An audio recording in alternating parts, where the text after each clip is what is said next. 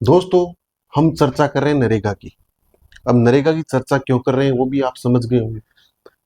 आजकल नरेगा का नाम क्यों लिया जा रहा है, क्यों मुद्दा उठाया नरेगा का। अब जैसे भी उठाया, जो मुद्दा उठाया अपने लिए बढ़िया काम हो गया। कैसे? एग्जाम की दृष्टि से। हमें तो एग्जाम देखनी है, एग्जाम में क्या आता है। अब नरेगा नरेगा के बारे में पढ़ लेते थोड़ा सा पूरा अपने। अब नाम ही आ गया नरेगा का, तो इसके बारे में नया दे ही दिया है, तो एक नंबर तो आ ही गया अपने एग्जाम का। आईबीपीएस एग्जाम में हमारे एक नंबर तो आ ही गया, मान लो।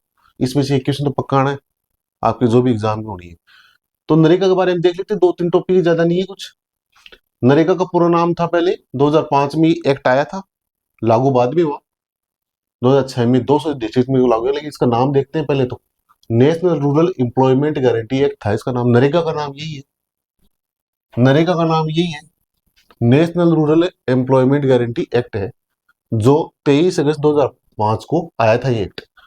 2006 में क्या हुआ, इसको 200 जिलों में लागू किया गया था, और फिर 2008 में पूरे देश में लागू कर दिया गया था। और जो इसकी जो स्कीम थी, ये जो एक्ट है, इसके तहत जो है 100 डेज की गारंटी थी काम की, रोजगार की, कि आपको 100 दिन तो काम मिल जाएगा। तो 100 दिन की इसमें गारंटी थी इस एक्ट में। अब क्या हुआ, बाद में सरकारें बदली। सरकारें बदलने के बाद में नाम भी थोड़ा चेंज हुआ।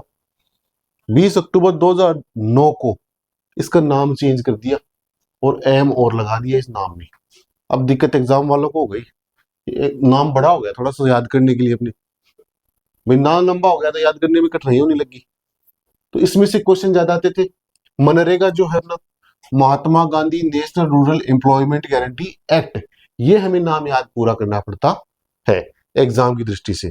तो कोई इसमें से वर्ड हटा दिया, कोई वर्ड हटा दिया, वो एग्जाम में क्वेश्चन स्किप करके एग्जाम में एक नंबर का क्वेश्चन आता था ये। अब क्या है इसमें, क्या है, इसको इजी बना दिया अपने लिए, एग्जाम के तो इजी कर दिया, और तो पता नहीं कुछ भी एग्जाम के लिए इजी हो गया, इजी सा नाम आ गया। तो अपने को तो एक नंबर से मतलब है। हम तो एक नंबर की चर्चा करेंगे एग्जाम के लिए, कि एक एक नंबर कैसे आए। तो अब इसका जो नया नाम है, सरकार की तरफ से नया नाम रखा गया, पूज्य बापू ग्रामीण रोजगार गारंटी योजना। बापू के नाम पर एक नंबर आ जाएगा अपने। तो पूज्य बापू ग्रामीण रोजगार गारंटी योजना, पहले ये नाम था, इससे जस्ट पहले, और शुरुआत में था नरेगा।